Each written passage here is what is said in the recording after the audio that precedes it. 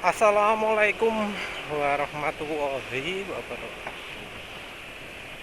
Kali ini penulis mau bahas soal anu ya. eh eh, rekomendasi menggunakan oli irit. Sorry. Rekomendasi menggunakan oli encer agar eh, mobil atau motornya bisa jadi irit.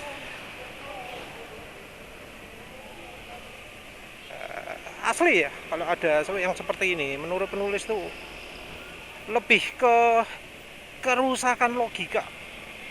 Logikanya sudah hancur, sudah nggak bisa mikir bener. Kalau misalnya ada pabrikan ya berusaha irit itu, mau pemerintahnya sama aja, pemerintah, pabrikan, konsumen pun sama. Kerusakan logika ini ya sebenarnya ya konsumennya udah paham itu logikanya rusak. Emang berapa sih perubahan irit atau boros kalau dari oli gitu? Kita ngomong normal ya, jangan ngomong yang selama ini penulis bahas ya, kayak antara Mesran versus Cell Advance Ultra ya.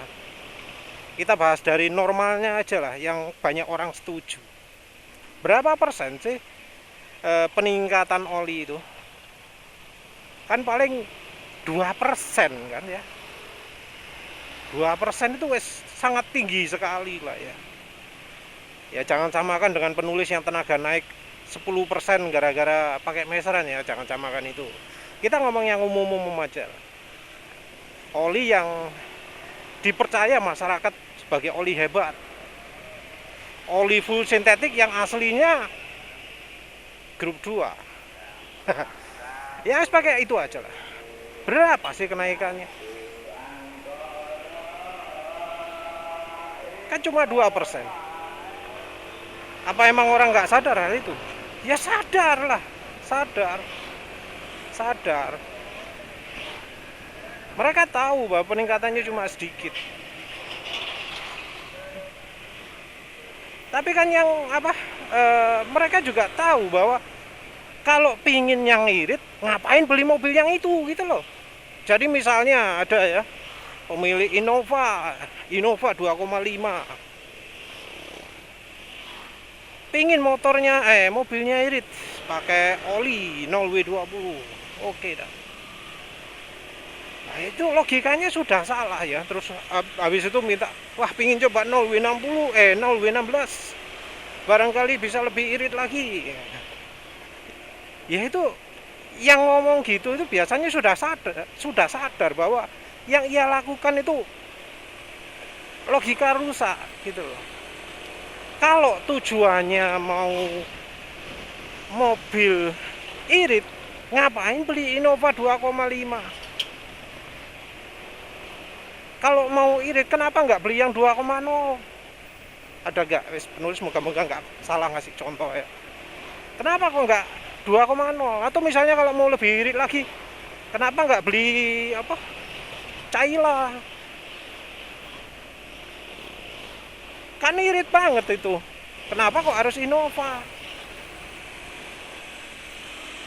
Atau misal ada pemilik mobil Jeep ya, konsumsi bahan bakarnya 1:2 km per liter, pengen irit, kasih oli encer aja. Yang salah sebenarnya ya yang beli. Kenapa kok belinya Jeep?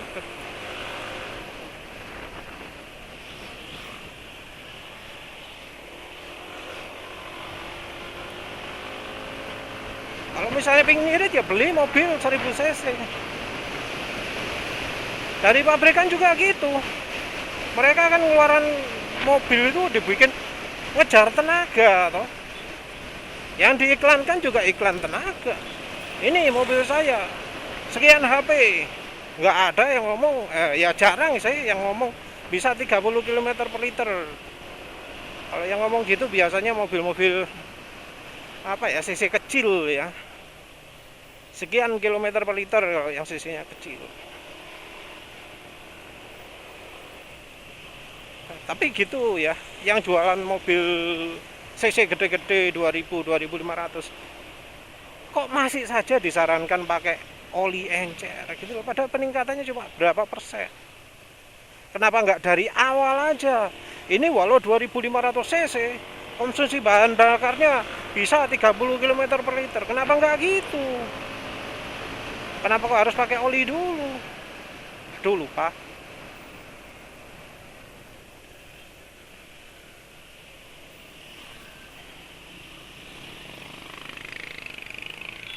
Itu yang bikin aneh. Pemerintahnya juga gitu. Sebenarnya kalau pingin irit, bisa loh niru India. Di India mobil itu ada yang 600 cc, tapi mengapa nggak ada mobil 600 cc di Indonesia? Dulu mungkin ada Kia atau apalagi Hyundai, mobil 800 cc, temen itu pamer sering 50 km per liter. Wah, wirid banget kan. Lah kenapa kok di Indonesia nggak ada? Katanya kan tujuannya biar irit, kok nggak diluncurkan kendaraan-kendaraan irit di Indonesia? Waktu LCGC pertama keluar, itu malah ada syarat nggak boleh untuk jarak jauh. Apa maksudnya itu? Nggak jelas kan? Nggak boleh dipakai jarak jauh. Ini niat gimana itu loh? Kenapa kok orang nggak boleh punya kendaraan yang irit bisa jarak jauh? Karena ya aslinya kendaraan 1000 cc pun mau dipakai jarak jauh ya bisa. Yang produksi motor juga gitu. Kalau ngomong motor kalau untuk touring itu minim 250 cc. Apa nggak lihat tuh kenyataan? Ada kok yang pakai motor Honda Beat pakai touring seluruh Indonesia.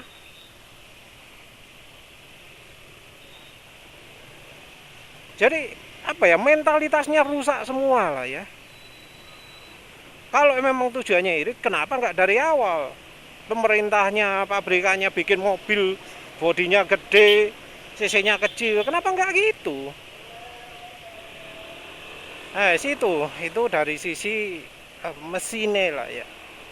Ngapain gitu loh beli mobil cc besar, produksi mobil cc besar, yang fokus ke tenaga juga, nggak fokus ke iritnya. Dan tujuannya itu beda ya, tujuannya itu beda. Kalau pabrikan tujuannya ekonomi, tapi tetap ayo kenapa mesinnya kok digawe boros gitu. Tujuannya adalah polusi. Pemerintah juga sama, tujuannya polusi, tetap aja gawe boros. Nah kalau konsumen beda lagi. Iritnya adalah tujuan irit murah. Tujuan irit murah ya. Kalau irit murah itu apa? Bensin Pertalite atau solarnya biosolar. Gak ngurus wis. Yang lain-lain gimana? Jadi tujuannya itu beda ya. Kalau pemerintah, kalau pabrikan mobil itu irit, itu adalah demi lingkungan, walau itu dalam tanda kutip karena penulis nggak yakin beneran mencoba perbaikan lingkungan. Jadi kalau tujuan lingkungan, itu bensinnya jelas bensin yang mahal, nggak Pertalite, tapi Pertamax Turbo minim wis itu. Kalau soal oli ya terserah lah, beda-beda dikit ya. Terus kalau soal dari sisi konsumen, murahnya murah harga dan murah itu Pertalite. Karena tujuannya beda, ini akhirnya mesin didesain untuk Pertamax Turbo diminumi Pertalite oleh konsumen. Hasilnya ya penyakitan mobilnya.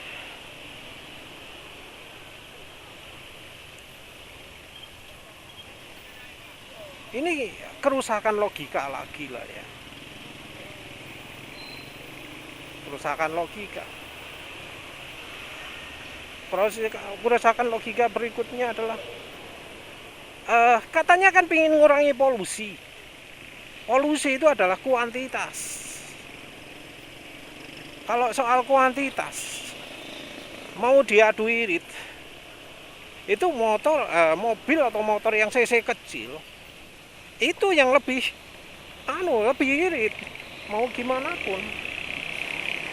Kalau besar irit ya bisa, tapi siapa yang melakukan itu? Mau dibuat cc besar, fokus irit bisa, tapi kan nggak ada yang fokus itu. Kalau cc besar, tenaga harus minim 2 kali lipat ya. cc naik 10%, tenaga harus naik 50% lah, kira-kira kayak gitu kan. Oh ya, jangan jauh-jauh lah, paling gampang. Motor 100 cc dibanding dengan motor 150 cc. Kapasitas mesin naik 50%, tenaga harus naik 2 kali lipat. Kayak gitu kan. Padahal ya, kalau misalnya kita lihat contoh apa jenenge? Yamaha Mio 110 ya. Yamaha Mio 110. Itu kan boros ya. Terus akhirnya muncul Mio 125. Nah, ini kapasitas mesin naik 15 cc ya. Itu bisa irit. Bisa. Kenapa penulis tahu irit? Karena dibandingkan dengan misalnya Xeon 125. Xeon 125 itu boros. Tenaga jauh lebih besar. Jadi tenaga Mio 110 itu berapa? Anggap aja 7 dk. Nah, Xeon tenaganya 9 dk. Nah, Mio 125 tenaganya 8 dk. Kenapa kok 8 dk? Karena ngejar irit. Tapi apa kita lihat itu di dunia mobil, di dunia otomotif? Enggak ya. Enggak.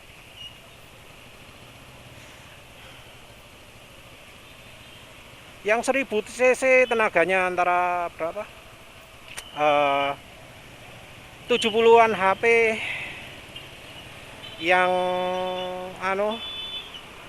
2000 cc tenaganya 170 HP. Kan gitu kan? Kenapa nggak ngejar irit? Mau irit bisa kan? Nah itulah. Logikanya udah rusak. Logikanya wis gak main lah. Ngejar tenaga. Kalau misalnya pingin ngirit, ya ngejar torsi. RPM-nya mungkin kayak mobil diesel yang maksimumnya cuma 3000 RPM. Torsinya jauh lebih besar. Pakai angka NM dan HP lah. Kalau NM-nya lebih besar daripada HP-nya, jadi misalnya kayak contoh motor lah ya, tenaga 16 HP, torsi 14 HP, itu kan lebih besar tenaganya.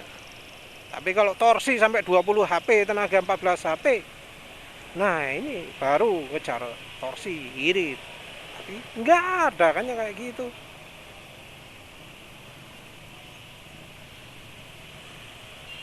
Mana ada saya mobil bensin ngejar torsi. Paling cuma ditujukan ke mobil diesel. Makanya mobil diesel irit kan. Mau nggak irit gimana, lawang RPM rendah. Coba mobil bensin dibuat kayak mobil diesel, pasti ya irit juga.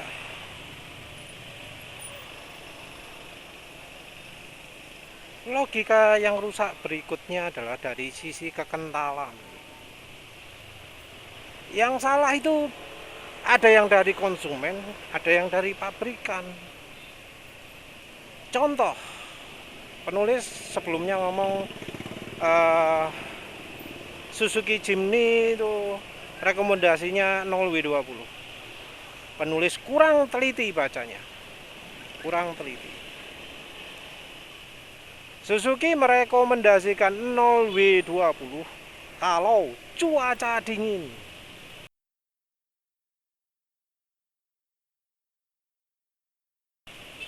Nah, dingin yang dimaksud di mana? Ya kalau Indonesia pinggir pantai lagi musim, bukan musim hujan, ya jangan dibilang cuaca dingin. Kayak Jakarta, kayak Surabaya, jangan dibilang cuaca dingin karena ya ini kan global toh. Silahkan ngomong dingin kalau misalnya di Kanada waktu musim salju, atau di Tokyo kalau musim salju, silahkan itu. Nah itu benar cuaca dingin. Jangan ngomong daerah misalnya Pontianak pas apa? Ya masa-masa Juni Juli gitu.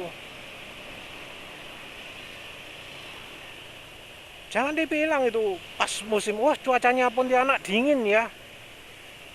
Ya enggak, harusnya kalau enggak cuaca dingin Suzuki itu ya nunjukkan sampai apa 10W40 pun ada. Ya walau ya maksimalnya enggak ditunjukkan ya, cuma ketok 40 neto. Harusnya tunjukkan yang lebih dari 40 gimana. Nulis juga perlu tahu ya ada eh, kebiasaan untuk ganti oli di barat itu sesuai suhu. Jadi kalau pas mau musim panas mereka pakainya oli kental. Kalau pas mau musim dingin mereka pakainya oli encer. Nah, kita gimana? Ya tinggal disesuaikan daerah. Kalau di panasan terus ya pakai oli yang kental. Kalau di dinginan terus ya pakai oli encer. Ini dari sisi konsumen. Kalau dari sisi pabrikan ada sih yang parah. Mau negara manapun, mau di Jepang, mau di Rusia, mau di Kutub Utara, di Kanada paling utara, mau di apa jenenge? Di Pontianak, mau di Surabaya, Jakarta, semua seluruh 10W30. Rusak logika. Katanya lebih efisien, lebih ngirit. Emang seberapa ngirit sih?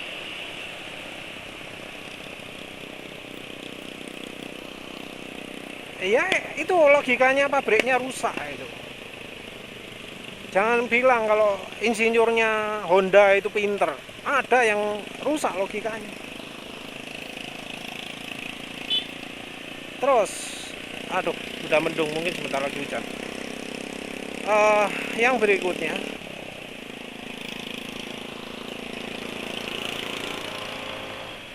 berikutnya, adalah uh, aduh sampai lupa sampai. Oh ya, yang soal penulis ini, pemilihan olinya, yang full sintetik ya. Huh.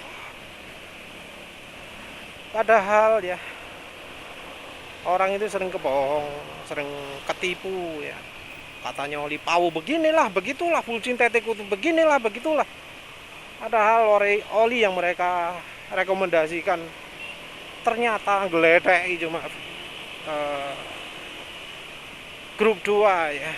Grup 2 itu oli mineral yang setengah baik. Jadi kalau menurut standarnya sekarang ya katanya grup 1 itu jelek, grup 2 itu sudah ketinggalan zaman, grup 3 itu yang bagus. Nah, penulis coba lihat nih, penulis kan tanya di Seraya Motor, olinya memang apa sih? Kebetulan ada yang ngomong, iya ini ada oli rekomendasi Aisin 0W20, bagus ini. Penulis lihat, langsung safety dataset, gak peduli apa produk dataset ya, langsung lihat ke material safety datasetnya. Ada ketulis jelas bahannya apa. 85-95% adalah hydro treated alias grup 2.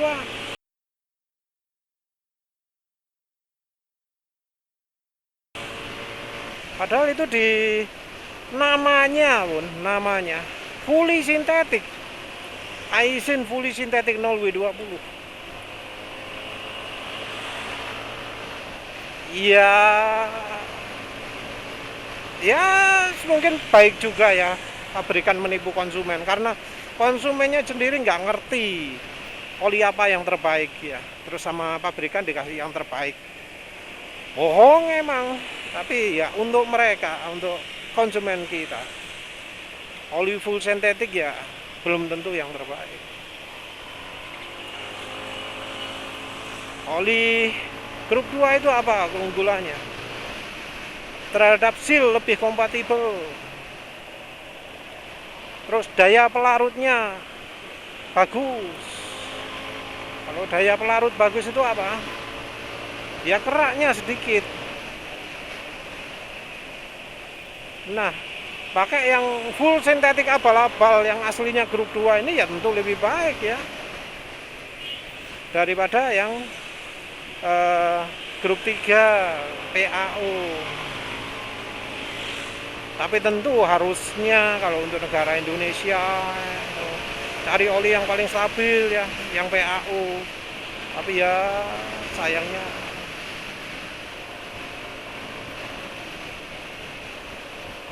kalau PAO beneran itu dia lebih share stabil, dia lebih tahan terhadap RPM tinggi, tahan terhadap kocokan, terhadap pemakaian. Kekentalannya lebih terjaga, nggak gampang encer.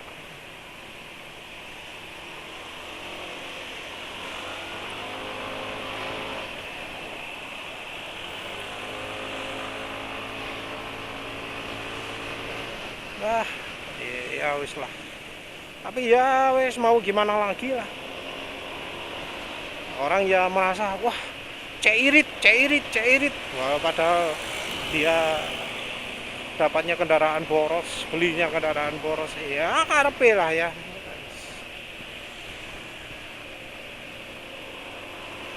Oh ya, belum menjelaskan soal olinya ya. Kalau soal irit ya, irit itu nggak mesti pakai oli encer itu cocok. Cari kekentalan yang pas. Kalau kekentalannya nggak pas percuma. Bahan oli juga nggak harus yang apa dibungkusnya tertulis full sintetik. Yang lebih penting itu adalah pengaruh dari aditifnya. Kalau misalnya nggak mau pakai mesran, coba deh pakai oli yang ada tulisannya low SAPS, low SAPS. Itu kandungan aditifnya pastinya dikit. Ya diharapkan dengan kandungan aditif sedikit gitu, tenaga bisa lebih baik, performa lebih keluar. Karena penulis sekarang ini nyoba banyak oli, penulis rasakan tenaga banyak tersunat ya, banyak kesedot.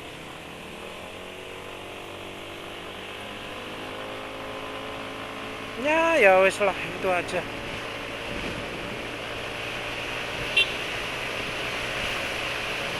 Ya yang penting banter-banter apa ya, maskernya mengganggu.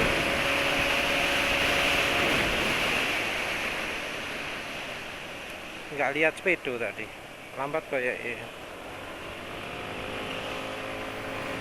Ya sudahlah wes, gitu aja mas, bentar lagi hujan kayaknya. Intinya iya pak ya, wes gak usah maksa irit pakai encernya oli lah wes. Karena ya faktanya lah penulis gini, pakai 20W50, pakai 10W40, performa motor malah turun. Pakai apa oli-oli encer ya 10W40 malah top speed turun. Top speed turun itu sudah tanda bahwa ada penurunan performa. Akselerasi juga turun, itu sudah tanda penurunan performa. Diukur irit pasti akan turun juga. Motor penulis itu paling irit kalau performanya oke, akselerasinya itu 16 detikan, top speednya 113. Itu kalau dipakai uji irit beneran irit. Kalau pas akselerasinya 20 detik, ya penulis nggak berharap irit. Dan itu bisa dicapai pakai oli murah, Mesran SA40 kalau di motor penulis. Di mobil, iya, sayang ya sekarang jarang banget SAI 30 yang Meditran ya. Ya, wes lah, apalagi.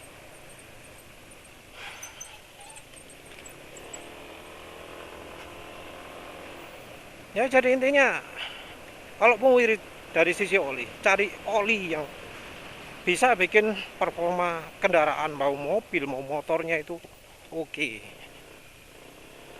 Kalau misalnya jalannya biasanya pelan, pakailah MID-nya dipakai. Jalankan di kecepatan konstan gitu. Bisa kok di feeling. Begitu terasa tarikan bawah itu enak. Maka kemungkinan besar motornya itu irit, mobilnya itu irit. Kerasa harusnya. Kalau terasa tenaga turun, top speed turun, akselerasi turun, itu olinya menghambat performa. Gak peduli itu olinya encer atau gimana.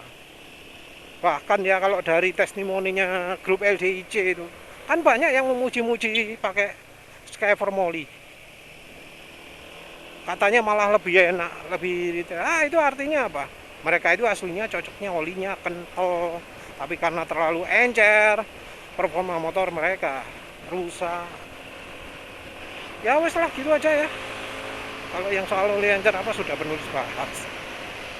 Terima kasih sudah menonton. Assalamualaikum warahmatullahi wabarakatuh.